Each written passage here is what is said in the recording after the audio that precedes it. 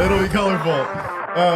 Beautiful. Episode 87 of From Everyone. I'm here with Rickelle Tavares. It's your third time here. So you're here on episode 9, episode 50. And yeah, it's become a cool annual tradition. So yes, thank you for coming through. My stupid plugs in the intro is that if you're booking music videos for 2025, let me know. I'm booking and life is good. If you're looking for someone for tour, this is your person. So I know you have the first part of the year lined up with Victims and Silence 156 Silence. Yes, however the fuck I yes. say that name.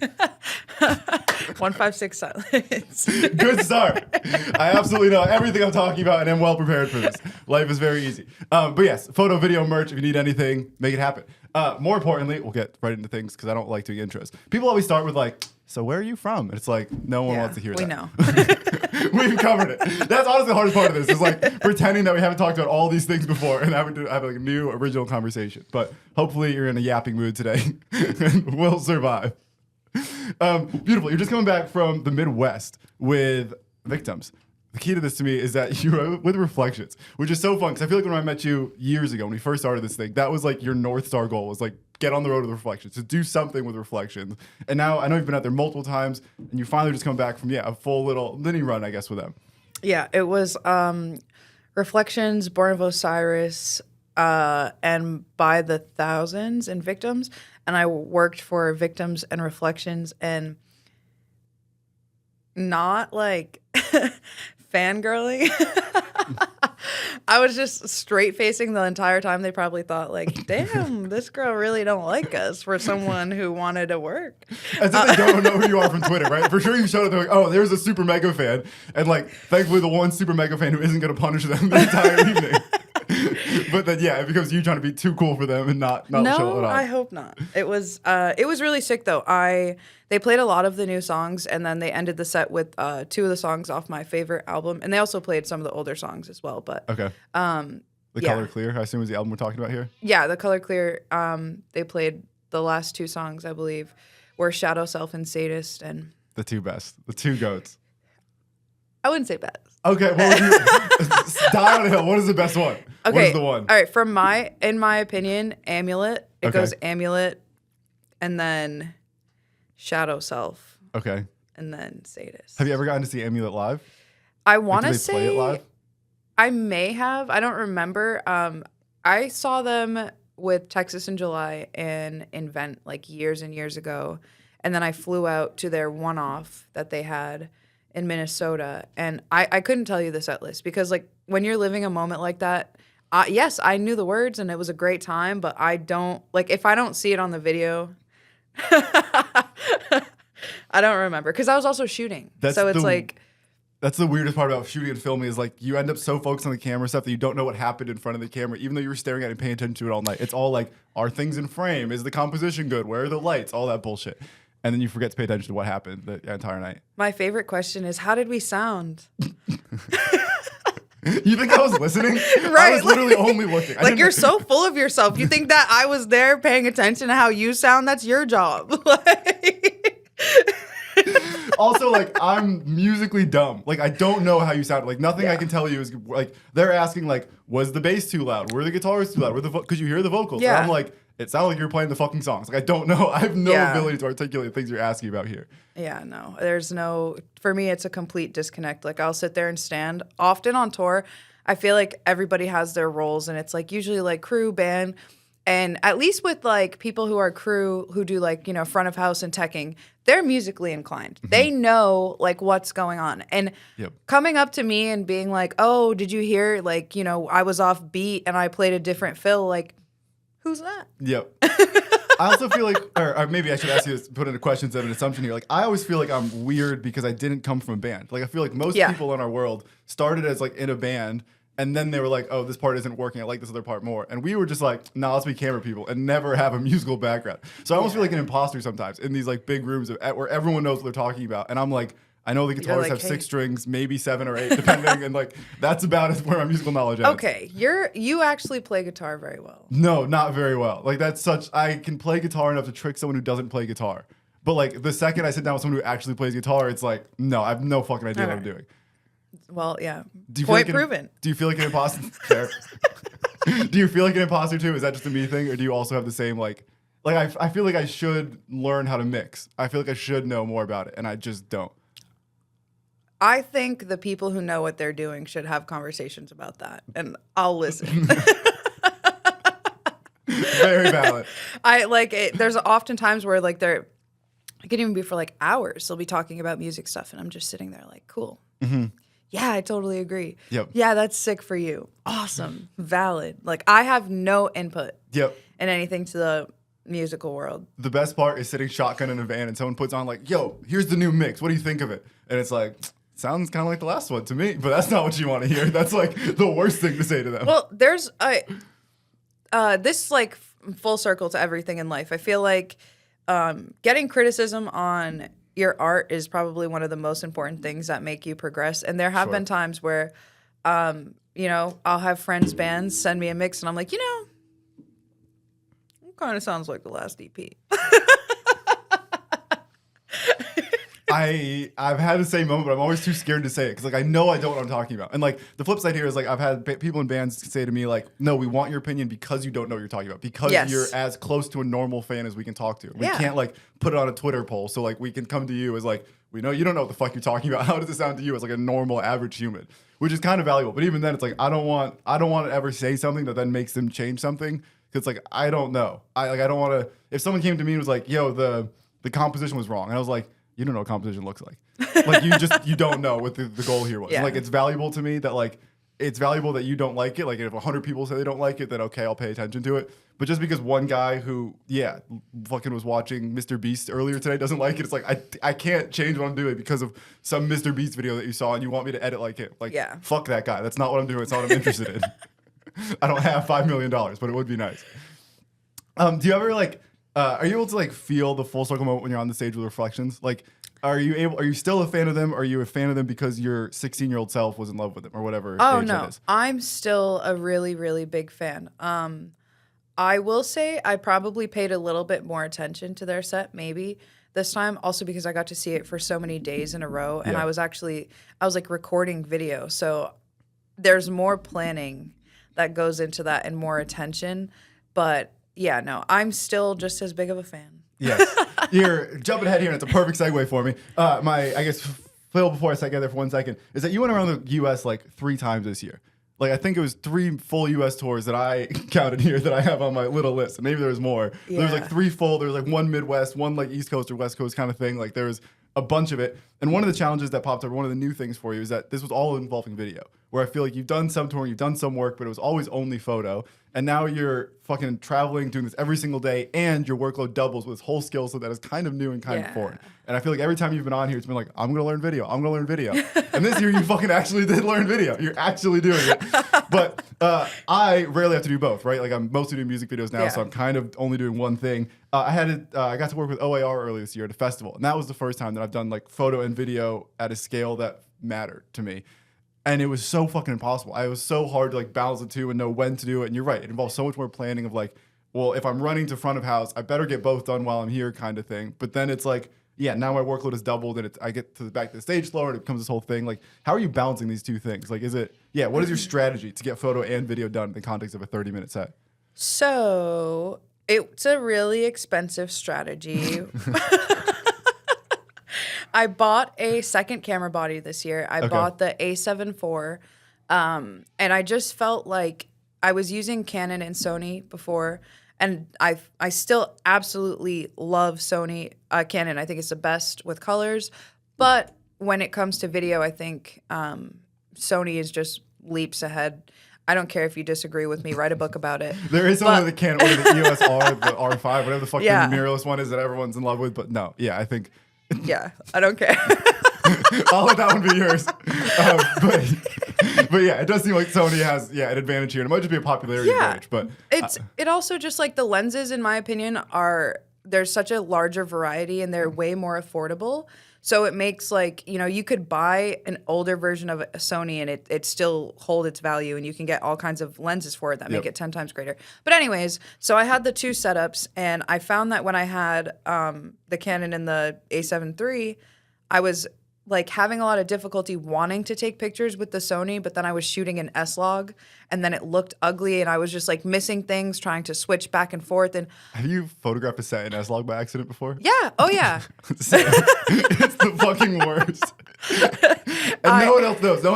There's 3 people who are going to hear this who understands why that's such a nuisance and how big of a problem it is to get back to your laptop and be like, oh, fuck. Yes. I can never tell anyone this ever happened, but I fucked up bad here. It's definitely, yeah, it's happened more than I'd like to admit. Yeah. That's part of the main reason why I switched. I got the A7 IV and I'd use one for photo and one for video. Yep. And I constantly keep the A7 IV wherever I go, like around the stage. I usually don't have issues with like anyone touching it or moving it or anything like that. So it works out really well. And especially with like the home team tour, that was really big venues. Yes. And that was a lot of like running around. You know, there were upstairs, downstairs, balcony, blah, blah, blah, mezzanine, whatever the hell it is. So many things to do. But yeah, it was really useful having 2 cameras. And I'm not saying that you necessarily need that. There are people who are smarter and more proficient and probably can figure it out in a button and a screen. Yes. But I'm not there, and this is what works for me. That was what I did, was I mapped it so I had to like switch one dial and it switch a bunch of settings. But the issue, to your point, like the balconies, for me, the OAR thing was on a beach. So it was like running through sand to get to front of house, and it was a 50,000 person festival. So all these distances were just way farther than they were supposed to be. And so it was just this fucking nightmare to me of trying to stay organized on top of this thing and also running through sand and 50,000 drunk people sitting out. And it was just like, yeah, it was a nightmare trying to keep both organized in my brain. And like, I'd always get to the middle of the set and be like, fuck, do I have, like, did I only do photo? Did I forget video? Did I only do video? Did I have any photos? Like, it was always this tension of like, and then you don't have time to go back and look through everything, right? You kind of just have to keep going and hope that it's all going to work out in the end. But I had so much like internal trouble balancing those two and trying to make sure they were both done and good. It's also harder on one-off shows, I feel, because at least for me on tour, if it's a band I've never worked with, it takes me maybe like 3 or 4 days to really get into the swing of things and like the set. But if it's a band that I've redundantly worked with, like Victims, Enterprise, I can just hop right on with them and I know it. We're good. I know when Coda's going to do this. I know when Meredith's going to do that. We have, you know, a repertoire with each other. Yeah. Rapport with each other. Repertoire's a little different there. You're a big fan of using cool words today that are almost there, but just one step short of the word you're aiming for. Going for it. It's okay. Your list doesn't sound too bad, so we're doing okay here. Thank you. On the way here, she calls me and goes, hey, I just bit the fuck out of my tongue. I think I can't talk today. And I was like, well, there's going to be a microphone there regardless of whether you want it or not. So Just a huge lisp.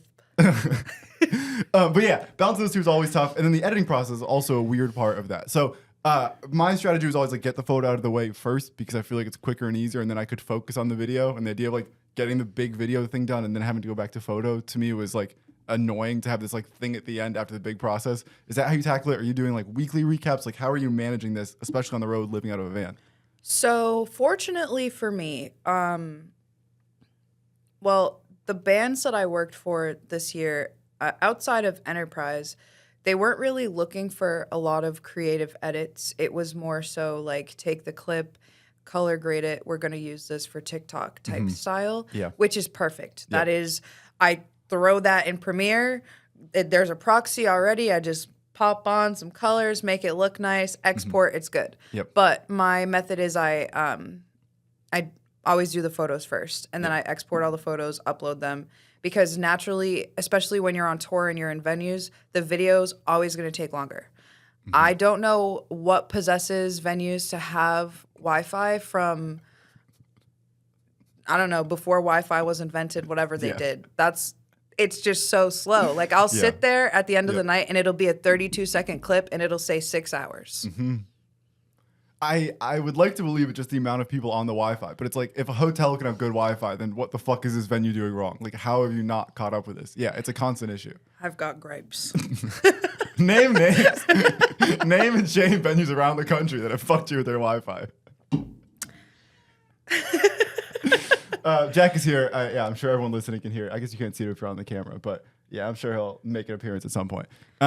Beautiful, yes. So the year starts with an Upon Burning Body and Victims run. That's a full like month-long thing. Is there any cities, any memories stand out there? Anything crazy that stands out that makes that month of your life special? So I started with them and I did 2 weeks. And then I left to do the full Enterprise Earth tour. But the 2 weeks with Upon were really sick. They have like came back 10 times harder.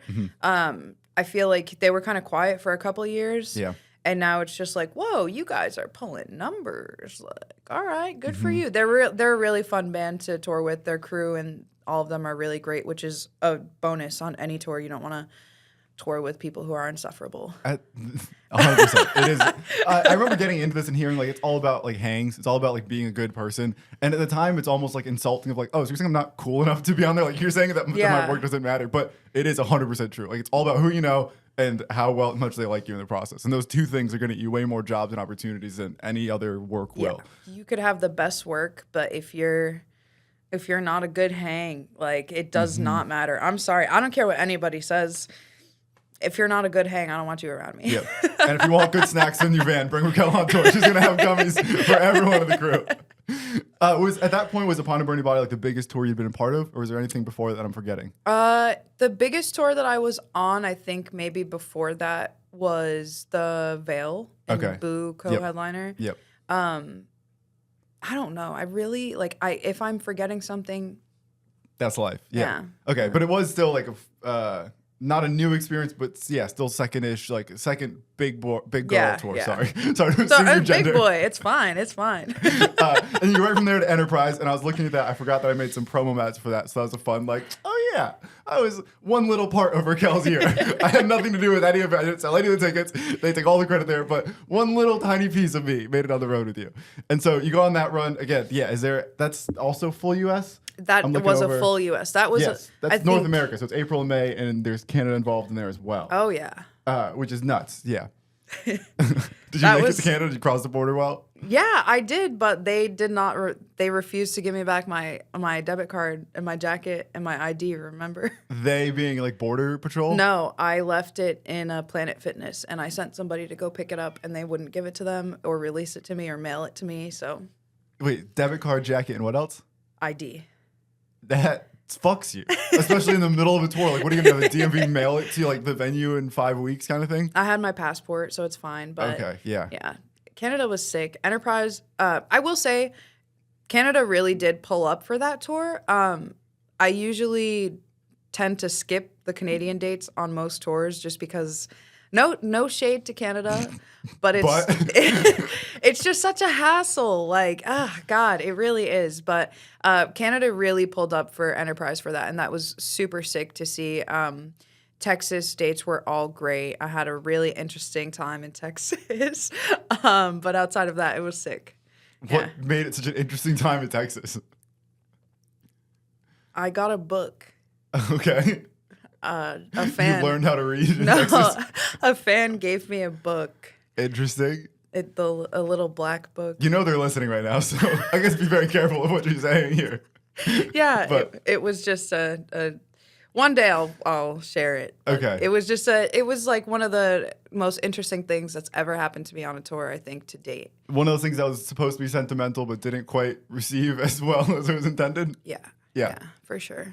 Okay. And then my other question here is like regarding to like learning video and getting into that on tour is like the thing I always see online is that like video is like the meta for getting tour gigs. Like without video, you're fucked. Has that been your experience? Is that accurate? Yes. I will say that the moment that I started posting more video, I definitely got hit up for more opportunities and more bands showed more interest in like even hiring me for just shows at home. Like I don't know. It definitely increased significantly, but it is such a trade-off. It's an entire new skill. Yep. It's, a lot of people say that you have to do multiple jobs to be useful to be on a tour. And, photo and video is a cool combo. It's great. But especially when I would say for myself, just learning from the beginning, like when I started tour at the beginning of the year with Enterprise and I was learning video, that was like, I was sitting in the green room for like 2 hours, just like, what is this? Like, I got the FaceTime calls to prove it. Yep. So it is definitely very difficult, but the payoff is worth it, especially if you would like to have a longevity in touring. I think being consistent and fresh in what's like current in media is the only way that it's going to work. Because there'll be these bands that are huge and they're utilizing TikTok and they're posting reels and that's what's like getting them the traction that they need. And you're just gonna hop on tour and be like, hey, I can make a GIF. Yeah. Yeah, I can get you big on fucking Tumblr, but it's like, cool, we're a little bit past that, girl. Yeah. Yes. So Yeah. I just feel like with the growth, and especially with TikTok being so dominant in media, it just makes sense to learn video. Were these mostly like recaps or mostly like the one take kind of 30-second clips with the live audio? For Enterprise, it was recaps, Okay. like almost weekly recaps of just like compilations of the shows. And for like Victims and the Home Team, it was just like long style, like long clips, but just of like high action shots, which they perform really well on social media. I have no question about that. Those things work. But when I got home and I had time, to actually sit down for a day and bang out some reels and stuff, I was like, the creative edits are cooler. Yeah, that's always my takeaways. Like the one takes are nice and they do good on social media in terms of like what you have to put in to get out. Like it's a much more efficient use of your time than like the recap is. But it is like creatively unfulfilling. Like it feels very like stale to me. And I understand it's not. I understand like why as a band who's selling a live performance, I understand why the recap almost like confuses what the live performance could be. And the 30-second like unedited clip is like the most raw and honest version of what someone is buying a ticket to get. But it doesn't feel good to me to make. They always feel like quick. They feel like reductive to me. It's like, oh, this is all you want. Like I work so hard and all you want me to do is like film for 30 seconds and send you that. Like, yeah, let me put my sauce on it. Let me do something special with it. And there isn't a whole lot of room for that. No, it's I feel it's cool for me because I feel like I get to be a little bit more creative with photo in that regard, where with video, unless I'm doing creative edits, it's like, okay. Yes, that's always my takeaway. And I think the other part of this that gets complicated is like we were talking about like balancing photo and video during the set. It's also like in the green room. It's on the bus. It's like when you stop at Buc-ee's and it's like now you have to do double the work there. And I feel like taking photos in those like behind the scenes moments is kind of fun. Like we all do this in our like personal lives. Taking videos of those means like walking right through the middle of the conversation and like being so much more intrusive. Whereas photo, I feel like you can kind of do from the outside and like not ruin the vibe. But filming the green room is like you're fucking up the vibe. Like it's important and we want it in the recap. But it feels invasive to me, and it always just like doesn't feel as good as like being a little photo on the wall and being able to stay out of the way and let everyone keep doing their thing. I definitely personally struggle with getting behind the scenes content. I am known to like grab my camera once we start sound checking, and then after sound check is done, I put it down. Yeah. When the show starts, I pick it back up. But I struggle with a lot trying to not be so invasive with my camera. I feel like it's always such a tough balance. Yeah. Yes, I feel like, when you're with artists and you're touring with them, you see the like drain and exhaustion that they go through, and it's hard to be like, hey, smile. Oh, I want to come get a picture of you just grabbing some bread. Like. It's also that like I think being on tour is like dehumanizing. Like people stop and like appreciating that the people on tour are humans and they just become these like figures on stage, which is I think what I love about music. Like this idea that like I know you're broken and you're gonna get on stage and be a superhero for me tonight, and that's an incredible transformation. The flip side is like when I know you and I know you're broken right now, and my job is to make you look like a superhero, and I know you don't feel that way, and you're in the green room, you just want to scroll through TikTok. It's like, sorry, dude, you're kind of paying me to ruin that piece for you right now, and it's this weird balance of like. That's what they want us to do, and it's the right thing to do, but it doesn't always feel good to do it. It's kind of like always mixed weird for me. Balance. Yeah. Or like family moments. The other ones that feel interesting to me is like I know the fans would love to see you with your son. Like that is a clip that will do well. It's a good part of the recap. It's a good way to show that you're wholesome. I don't want your 6-year-old son to like be in the center of attention here. I kind of want to just let you have your moment with your kid and move on with life.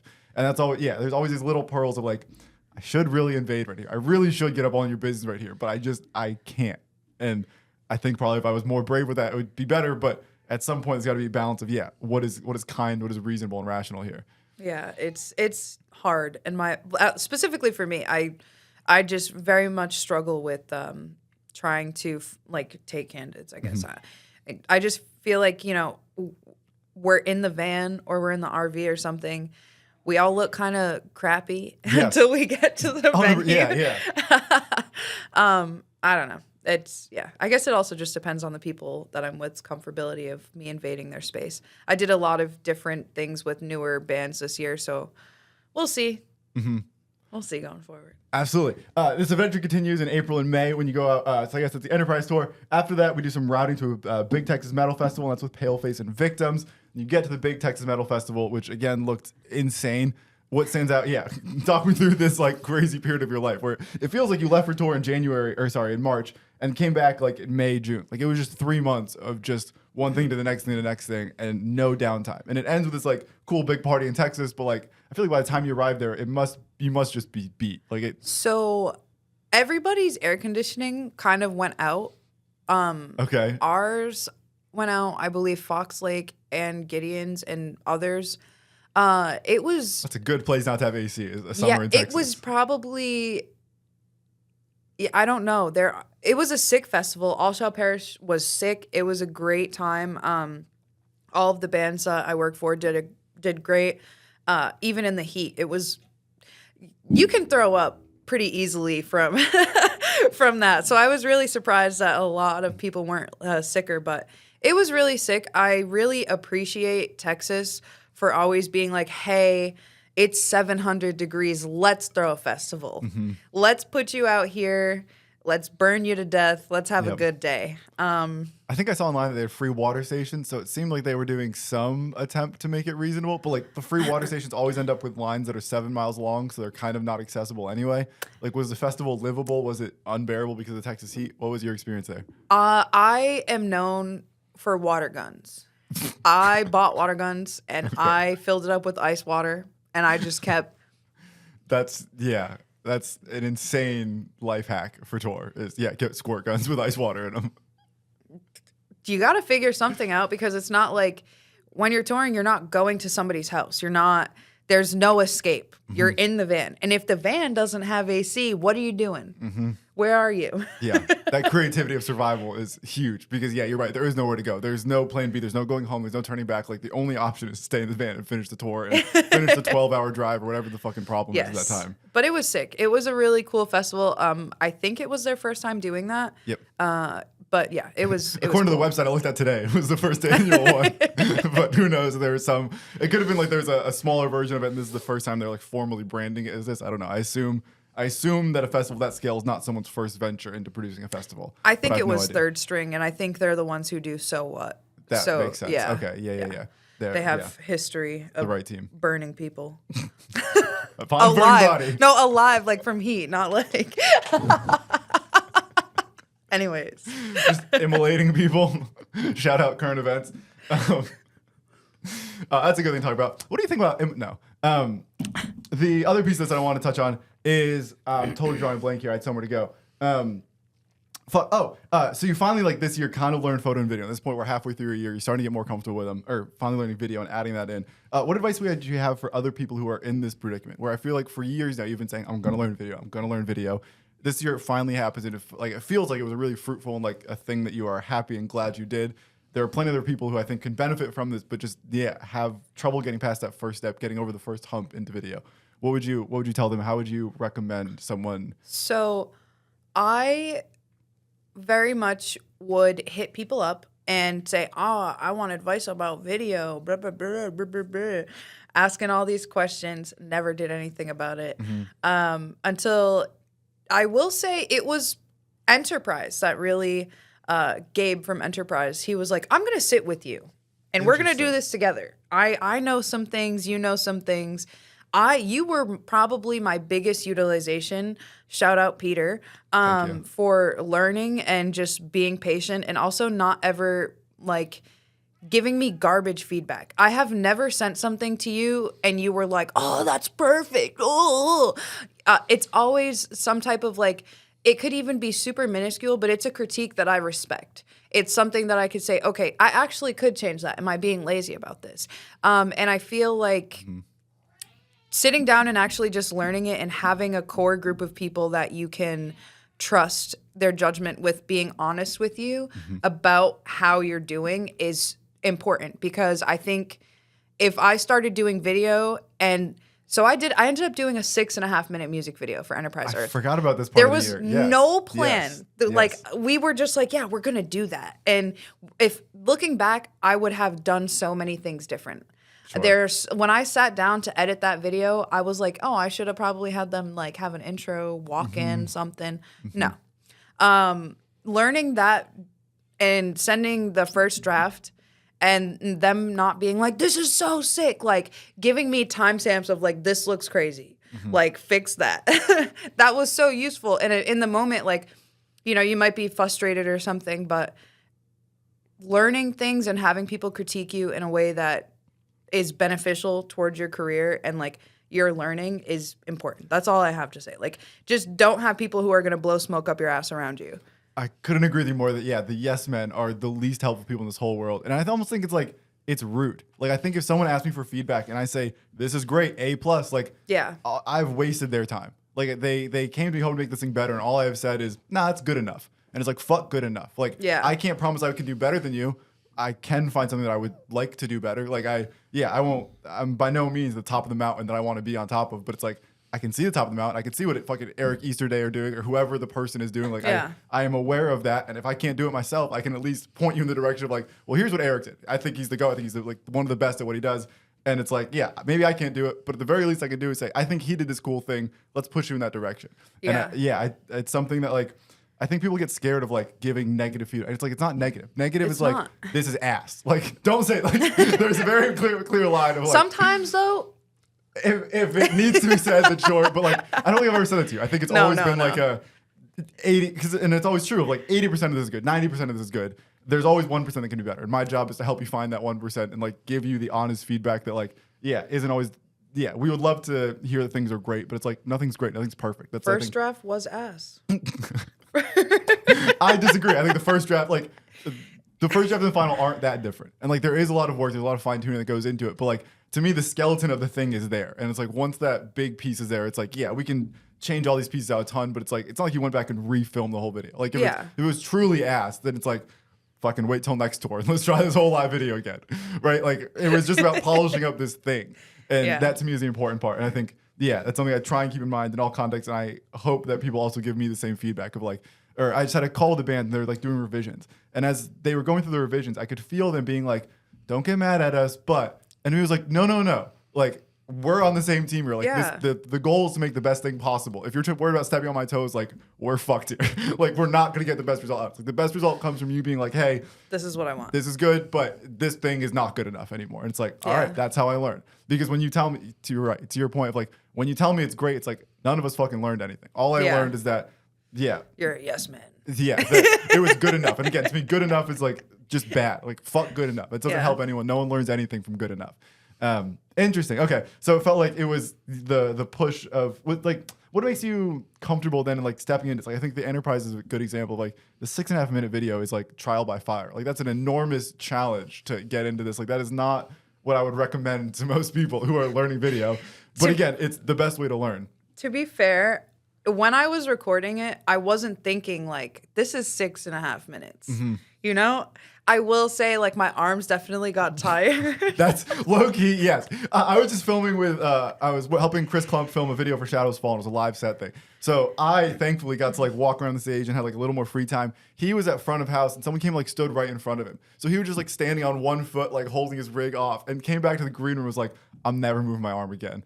And it is like this weird little part of the video that people don't appreciate. It hurts. Like it does get heavy. I've sat there like this before.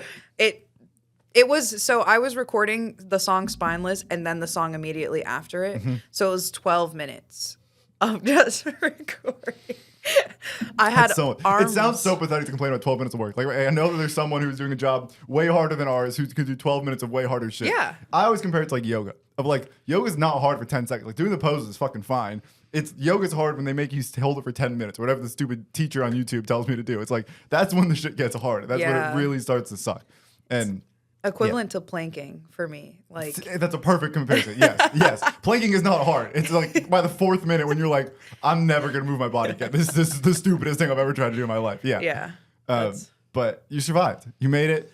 The year kept on pushing here. So we went from Big Texas Metal Fest. Then you come home for the summer, which I think is kind of an interesting piece to me of like, to me, coming home from tour was always hard. And I only came home from tour after a week, 2 weeks, a month. I don't think I've ever gone for a month consecutively. But like, yeah, coming home after 4 or 5 months of this must be insane. Like, what is that adjustment period like? Do you come home and just play Call of Duty Zombies the whole summer? Like, how do you like come back to life? What is that process of coming back to like real regular life like? I want to say I did some traveling in between. Okay. I really at this point don't remember. Yeah. I still have my job, so I'm pretty sure I worked there for a little bit. But I tried to stay pretty consistent with like, I would keep going back and editing shows. There were a lot of shows that I shot and worked this year that I haven't posted because it just gets overwhelming. The amount of photos that you collect from a tour. But yeah, I don't know. I just kind of chilled. It didn't. I do understand when a lot of people say like post-tour depression because I personally feel for myself that day-to-day life is very mundane and it's not stimulating compared to being on tour, waking up somewhere different. You know, you get up and you're like everybody's around you and you're like, oh, we're in a new place. There's people fighting outside. Let's go. Like, there's you know? always something happening. There's always some news. There's always someone who's misbehaving. Someone's van just broke down. You're with your 10 best friends. You're going through this like really intimate and intense experience together every day, and it's just a constant a constant battle that everyone's going through, and it bonds you so close. And then you come home and it's like, oh, it's quiet. It's me. It's quiet. Yeah, and quiet's great in a lot of ways, but compared to that like high stimulation thing of like, I feel like I've gained so much sympathy for like the rock star. Like my line here is always like me and Justin Bieber are about the same age, and when we were like 16, 18 is like when he's starting to blow up and pop off. And I remember there's a story of him like racing Ferraris through Miami or some crazy thing of being, barely have a driver's license and getting caught going 120 miles an hour around the place. And to me, welcome, Jack. I would kick you out, but it seems kind of funny to let you hang out here. So we're gonna see what you want to do for a minute here. Take a nap here on the table. Welcome, King. Anywho, I guess if you're listening, sorry, you should be watching this because there's 20 pounds of fluff on the table now. But I remember like watching those and being like, you're so fucking stupid. Like, you have everything in the world. Why are you throwing it all away? Yeah. And the more, like, I haven't done anything near the stratosphere that Justin Bieber was, especially in that time. But it's like, even coming home from 2 weeks, it's like, oh, I get it. Like, I get why I would come home and just ruin my entire life trying to chase that high because nothing exists that's similar to what you're getting on the road and that thing. And it feels so tough. Do you have any, like, what did you do to come home and, like, adjust? Like, how did you, like, ground yourself and find peace in like your own four walls again, and your roommate and your job, and going back to all these people? And like, people have no idea. I think maybe it's the other challenge here of like, they have no idea what the fuck you just went through, and like they think the tour was like, wow, you got to do all these cool things. It's like, we did. We also didn't have air conditioning in Texas. Like we did get to see the world, but yeah, so many things about tour that I think people don't take into consideration, especially if you're touring with, you know, the same people redundantly, or even if you're touring with a new group of people. It's like the first day of school, kind of, in my opinion, at least. 100%. And, you know, it's like any workplace. I haven't personally had experiences where I've had like a really bad experience with somebody on a tour and I just like hated them and it was awful and they made me miserable. But it does happen. Exist. It Absolutely. does happen. Yeah.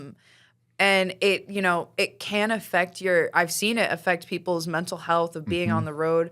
And, you know, people go through things at home. You know, they have, I've been on tour and there's been so many people that have relatives pass away and stuff. And even I've gone through that. And it's like, well, I'm going to go shoot this set. Like, I guess. Yeah.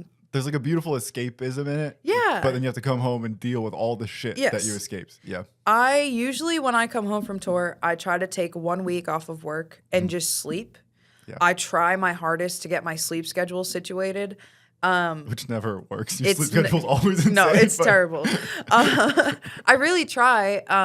But then I just kind of fall back into my routine. I try to just pick up a bunch of hours at work and just stay consistently busy so that when I do go on tour, it's not exhausting, because it is. If you think about it, like from my day-to-day on tour, I'm the first one awake. It's annoying. I get up and I'm like talking to myself and getting my stuff ready for the gym. Go to the gym. By the time I'm out and ready to go, we're going to the venue to load in. And then you have load in, the band's loading in, you're probably setting up your gear, doing whatever, editing, and then it's the show. Yeah. And then the show's over, Yep. but you can't leave. You're either editing or you have to load out. It's very exhausting. So I try to, when I'm home, take a lot of time to relax, but not too much time. You're going to cause a mess here, King. Yeah, it's always so bizarre. And I think that you're right. The part of the challenge, like the goal of going home is finding some routine again. And I think the gym is a good part of this, of just like finding some way to have peace again. You're playing with a cat. This conversation just about over. I'm listening. But it is about finding routine and finding some kind of comfort. And I think that's the other part of the road is like you always have a task on the road. There's always something to get done. It's something to like look forward to and work on. And when you come home, that's gone. Like there isn't that same like need to constantly be in motion. You can sit still. And for me, like that's always troubling. Of like I like being in motion. I think that's part of what I like about my job is like my to-do list always has 100 projects on it. And no matter what I wake up, if I don't want to do project A, there's B, C, D, E, and F that are all like available to work on. And like that works well for me. And when that is stripped away, it's like I don't know what to do in my life. I'm so bad at like going on vacation. Or like this summer, my family went on a vacation. Or whatever. So we go on this like rented a little beach house together and we all get to go together and it was nice to be together with everyone.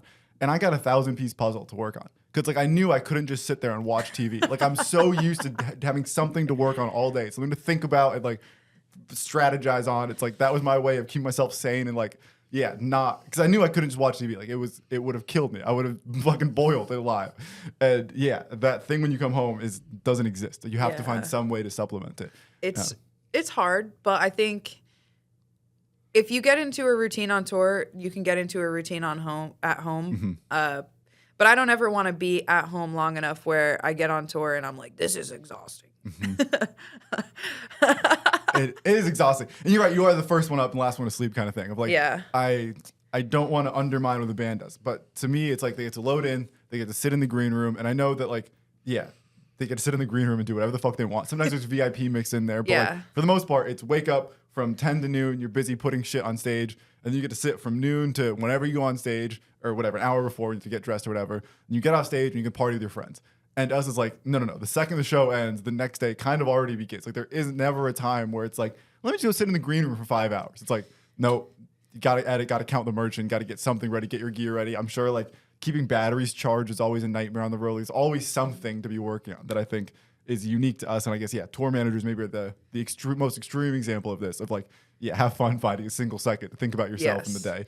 You have to have extreme discipline. I will say on my first couple of tours, I did not. Mm-hmm. And I really lagged with like getting my content out on time because I wanted to be in the green room, hanging out with Who doesn't? It's the most fun. Everyone's having the best time in there. They're enjoying the fruits of their labor, and we're still laboring.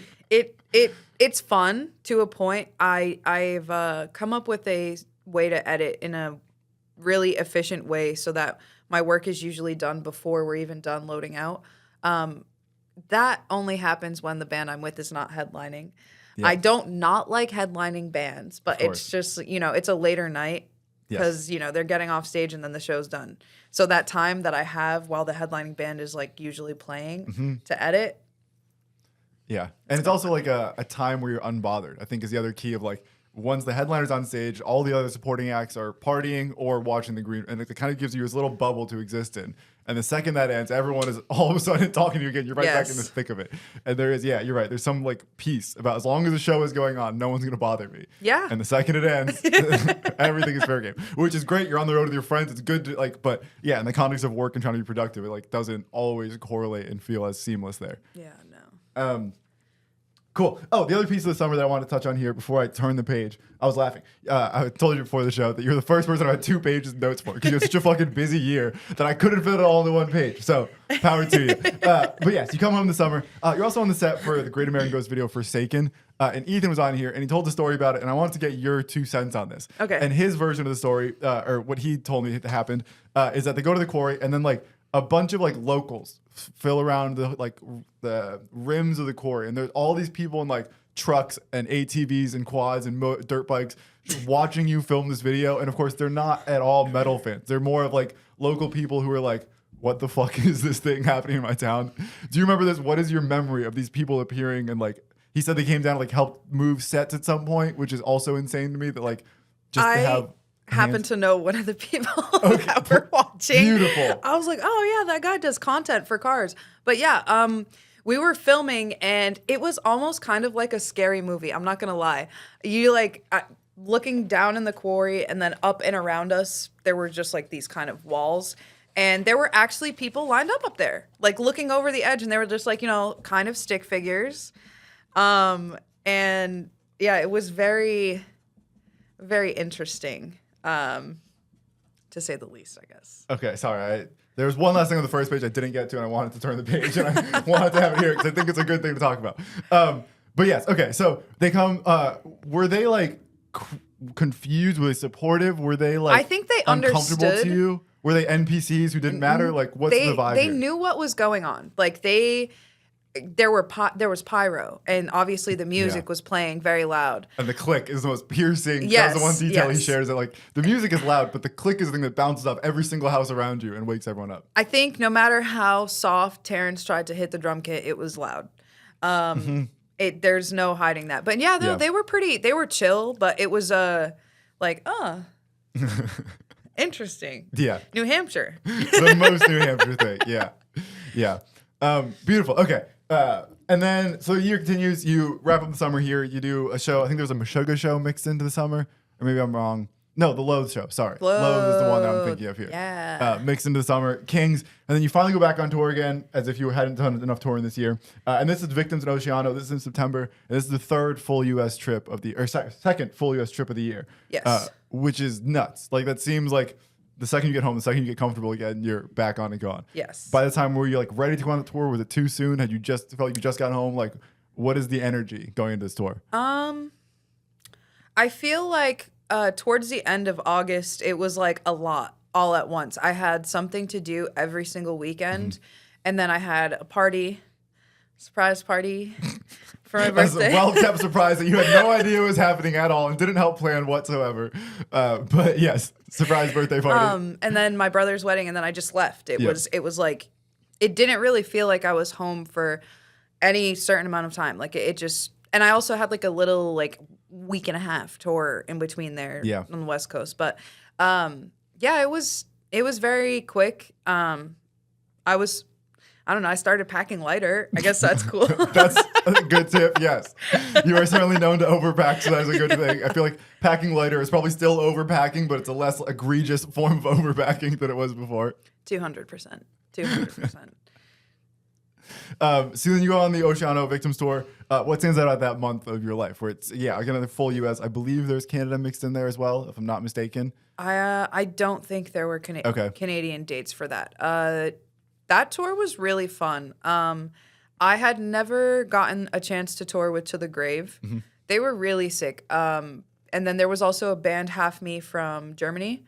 They were very fun. I enjoy people who find delight in things like Milky Ways. Okay. Air conditioning. Sure. Are you talking Milky Way chocolate bar? Or like okay. There was never a time that they didn't have Milky Ways on them. That's so funny. Yeah, that was like their simple joy. That's a very niche thing to have on you at all times. Of like, of all the candies in the world, I guess, power to them. Does Milky Way like not exist in Germany? It must. I really couldn't tell you. Come on, you have to know these things. I supported the habit. That's all I did. You funded the addiction. No, but it was really fun. There was a day where we tend to usually rent out an Airbnb at least once on tour with like, we only did it with Half Me because the other bands were busy, but it was sick. It was a cool tour, fun tour. Shout out all those bands. That's it. Survived. Another month in the books. And then we finally end the year with the home team, home team opening for Neck Deep. So this is more like a Midwest kind of run, I think was like. It was a very interesting routing. Okay. That's all I can say about the routing. Yes. It was the locations were interesting. There were a lot of Canadian dates. Okay. More than I'm used to, but it was cool. Crossing the border was always fun. I like to be woken up by 1,000 guys raiding everything and digging through every one of your belongings. Yeah. Well, actually, I haven't had that experience on the border yet. Oh, good. Okay. Yeah. It seems like it's going to happen inevitably, but thankfully it hasn't happened yet. Yeah. But yeah, no, it's usually pretty chill. But yeah, no, that tour was sick. That was a really sick tour. The highlight to me of this is the Kerrang feature that comes out of this. So I'm for people who haven't been aware of, it's like, Kerrang is a big publication, I believe is UK based. Yes. And the home team has a feature, some kind of publication there, and all of your stuff gets used in that, which to me is the coolest, like, coming of age moment of like, I grew up with alt press everywhere and Kerrang everywhere and going to Warped Tour and buying all the covers of all of my favorite artists on it. And like to have your name and your photo, and it feels like a really cool, like full circle moment here. It was very cool. It was very like, we need these photos like quick. And the band was really great with helping me come up with ideas for just something cool. Like they are very much a coffee shop band. There are two different types of touring bands. There's coffee shop bands and Planet Fitness bands. Okay. They are a coffee shop band, but they're also a Planet Fitness band. Okay. So we tried to integrate their love for coffee because they had a blend made with one of their favorite roasters, I think, in Arkansas. So we did the coffee shop shots, and then I asked the record store if we could shoot there. We did that there, and we did a couple other things. But it was really sick. Kerrang is really cool. I was really surprised. I guess like about, I was like, oh, cool. I get to be in Kerrang. Cool. Yeah. That's nice to wake up to in the morning. But yeah, no, that was sick. That was really fun. And oh, sorry, keep going. Oh, no, just squeezing them all into this really tiny photo booth for like my idea was sick. Okay.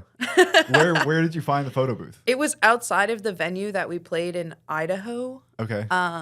And it was really tiny, and I was just like, you guys all have to get in there. I think 4-piece, 5-piece, 6? 4. 4. Okay, so it's reasonable, I guess. I'm thinking of like a 7-person, like, I don't know, whatever 7-person band exists out there. Trying to get them in would be a whole different story. Getting Slipknot in one booth. No, they fit, but it was definitely a little bit of a tight squeeze. But I really liked the way that those photos came out. They're a very like energetic and fun band, and it's definitely a lot different than a bunch of like dudes with cut off t-shirts standing and trying to figure out which one of them is going to hold their arm this way or go like this. Promos are not my thing, and it's exactly those kind of problems where it's like, this is just not how I don't want to solve these problems. I don't care.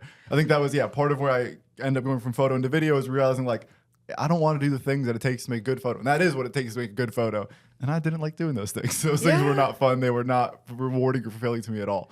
But that's each their own. Were the coffee shop and record store like okay with you shooting there? Were you getting weird looks from people who were just buying coffee or shopping for a record kind of thing? The coffee shop guy was probably one of the nicest people. He was like, if you guys need to move anything, go ahead. Like they were about to close. He was just very, very nice. Do you remember where in the country you are?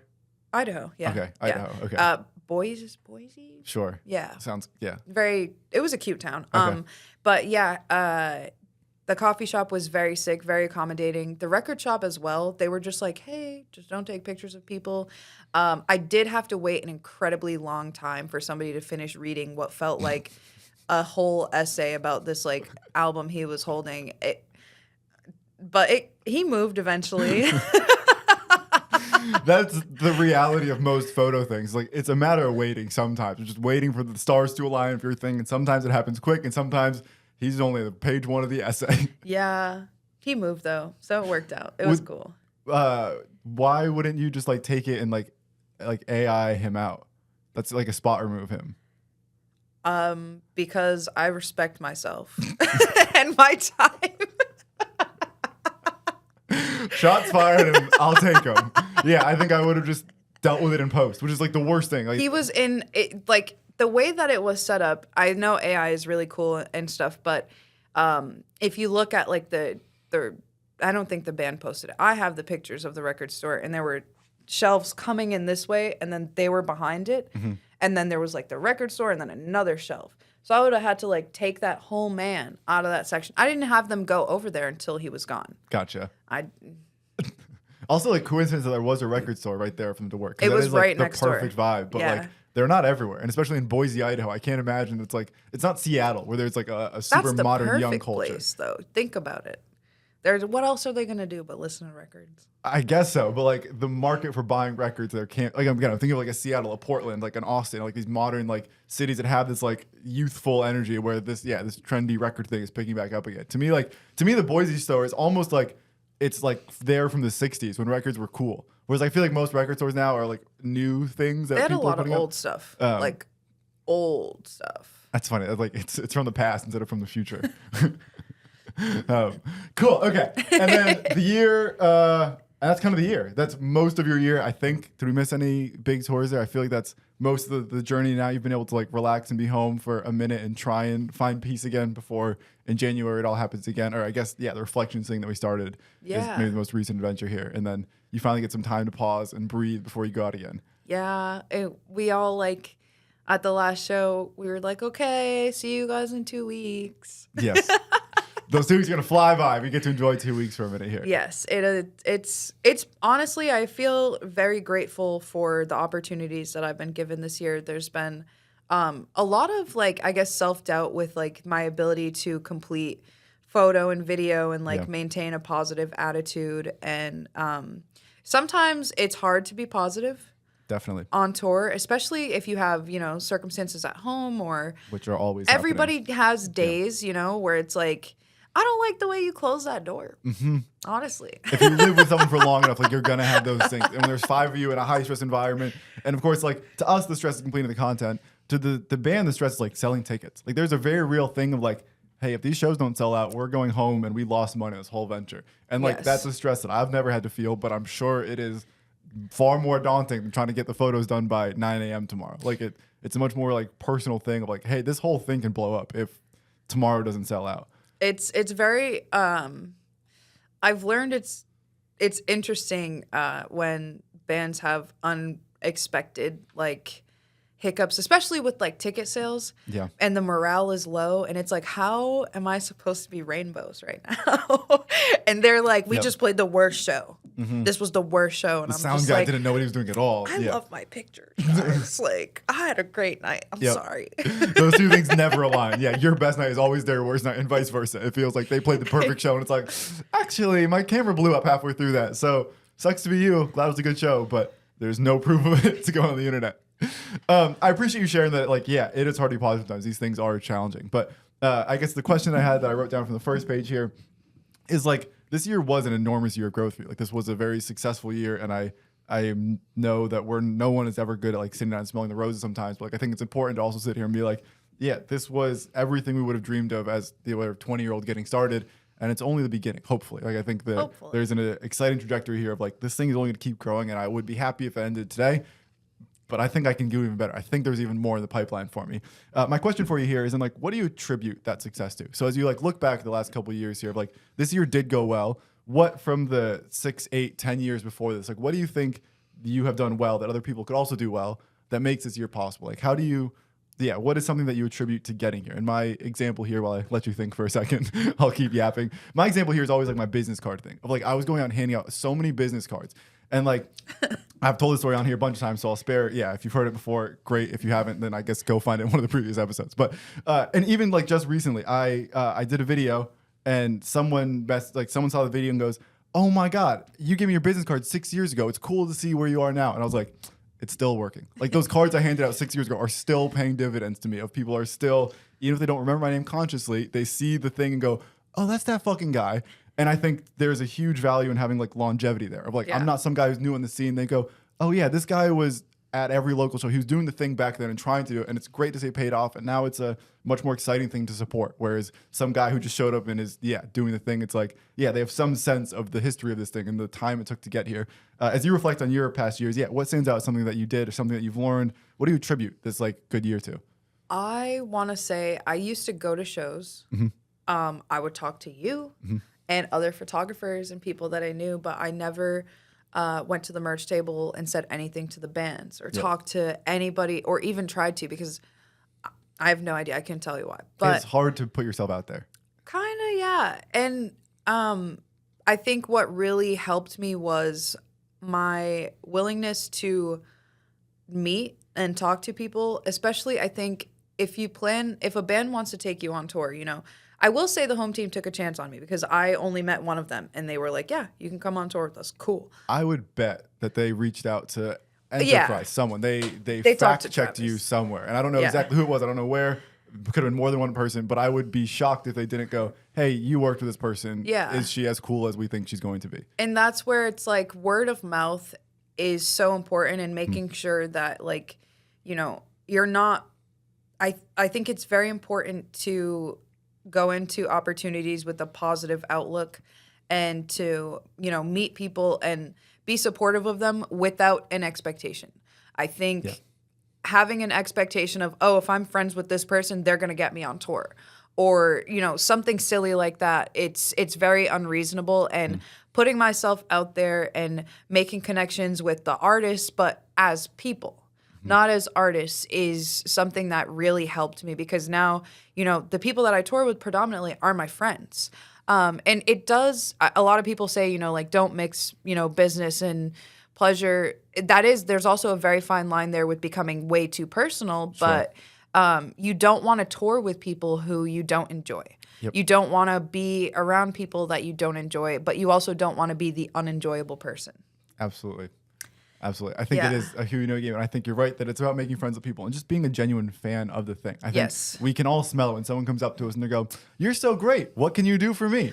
Like, that energy is so obvious, and it stinks, and it's so easy to, like, as local photographers, as people who were in this thing of trying to get in that game, it's so easy to get caught up in that thing. And, like, I know that if I'm nice to this guy, he can open the door for me.